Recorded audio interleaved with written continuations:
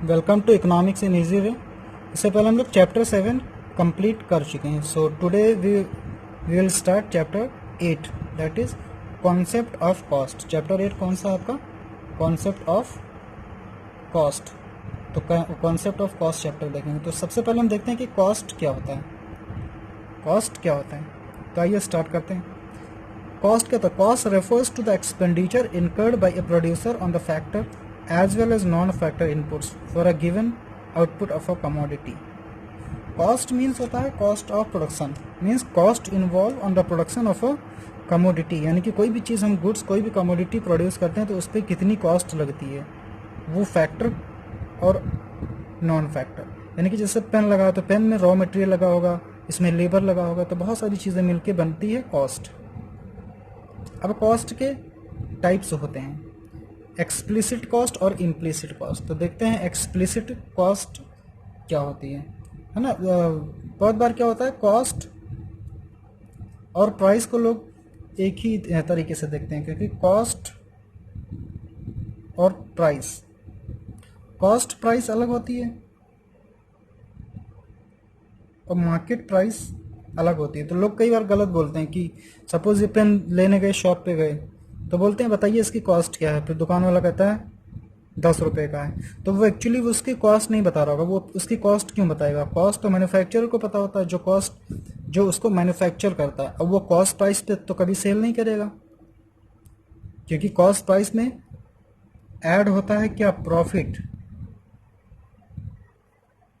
तो वो जाके मार्केट प्राइस बनता है। मार्केट प्राइस यानी कि जितने पे हम एक्चुअली खरीद के लाए। सपोज ये पेन हम 10 रुपीज़ के परचेज करके लाएं, तो वो 10 रुपीज़ उसकी मार्केट प्राइस है, MP है ये 10 रुपीज़, उसकी कॉस्ट नहीं है। इसकी कॉस्ट होगी 7 या 8 रुपये जो भी होगी, तो प्लस 2 रुपये या 3 रुपये जो भी वो उसको प्रॉफिट मिल रहा होगा, सेलर को, मैन्युफैक्चरर सबको मिला करके। तो कॉस्ट अलग है और उसकी प्राइस जो है अलग है। यानी कि कॉस्ट प्राइस अलग होती है, मार्केट प्राइस जितने की एक्चुअली वो आपको मिलती है, जितने में आप उसको परचेज कर ले के लाते हैं सेलर से। ठीक है, तो आज से कॉस्ट प्राइस अलग और मार्केट प्राइस अलग। बहुत सारे लोग बोलते हैं कपड़े जाएंगे, बोलेंगे हाँ कितनी कॉस्ट कितनी है, तो वो कॉस्ट नहीं होती है, वो उसकी मार्केट वैल्यू होती है, मार्केट प्राइस होती है। तो इसको डिफरेंशिएट करके चलना आपको कि कॉस्ट प्राइस अलग और मार्केट प्राइस अलग।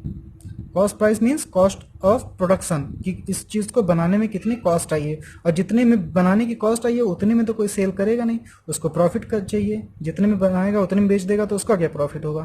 तो उसमें वो प्रॉफिट ऐड करके तब मार्केट प्राइस बनता है। अब देखते हैं एक्सप्लिसिट कॉस्ट। एक्सप्लिसिट कॉस्ट क्या है? Expenditure incurred by the producer on the purchase of inputs from the market is called explicit cost.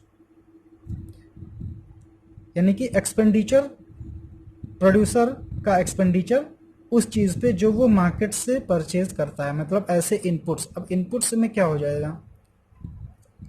Suppose हम मैन्युफैक्चरर हैं, हमने ये पेन परचेज प्रोड्यूस करनी है, तो हमको पेन प्रोड्यूस करनी होगी, तो इस पर हमको लेबर लगेगा, इलेक्ट्रिसिटी लगेगी, रॉ मटेरियल लगेगा। तो वो चीज़ हम लोग क्या करते हैं, बाहर से खरीद के लाते हैं। यानी कि लेबर कोई होता है वो बाहरी इंसान होता है, हमको इलेक्ट्रिसिटी बिल देना होगा तो वो किसी आउटसाइडर को देना है, दूसरे को देना है। रॉ मटेरियल हम किसी दूसरे से परचेज करके लाए तो उसको भी हमको पेड करना है।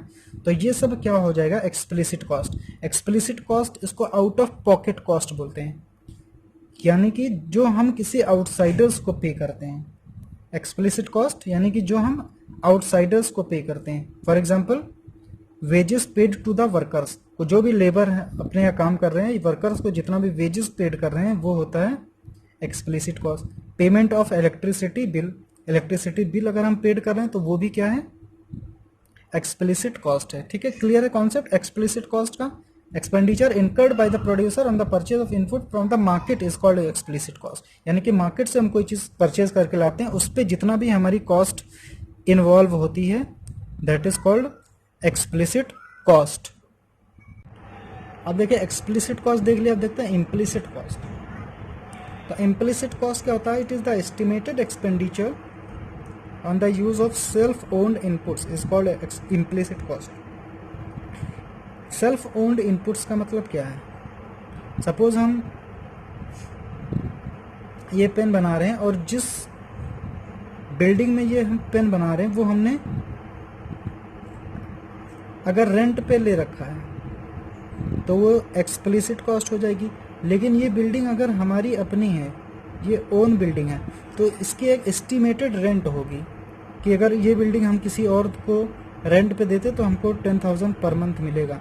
तो ये जो 10,000 पर मंथ का एस्टिमेटेड रेंट है, ये जो एस्टिमेटेड रेंट है, एक्चुअली हमने इसको हायर नहीं किया है, एक्चुअली हमने इसको रेंट पे नहीं लिया, बट इसको अगर हम किसी दूसरे को रेंट पे देते तो हमको इतना इससे रेंट मिलता, या किसी और से हम बिल्डिंग रेंट पे लेते तो हमको इतना रेंट देना पड़ता। तो उसकी जो एस्टिमेटेड रेंट होती है वो होती है इम्प्लिसिट कॉस्ट। इम्प्लिसिट कॉस्ट मतलब बिजनेस में जो हम अपनी चीज़, खुद की चीज़ यूज़ कर लेते हैं, वो उसकी इम्प्लिसिट कॉस्ट होती है।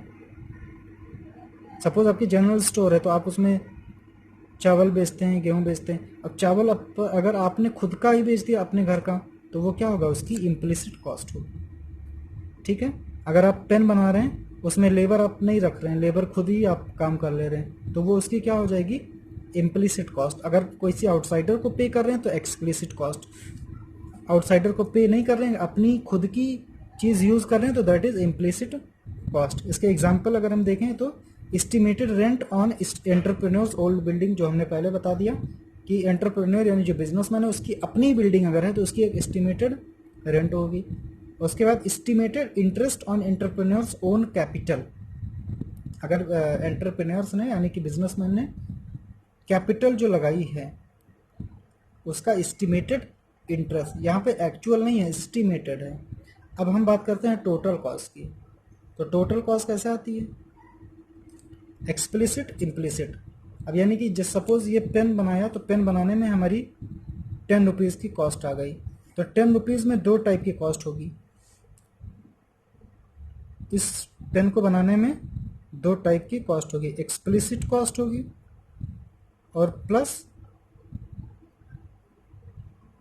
इम्प्लिसिट कॉस्ट होगी। तो एक्सप्लिसिट कॉस्ट हम सपोज करके चलते 8 रुपीज़ होगी और इम्प्लिसिट कॉस्ट 2 रुपीज़ होगी।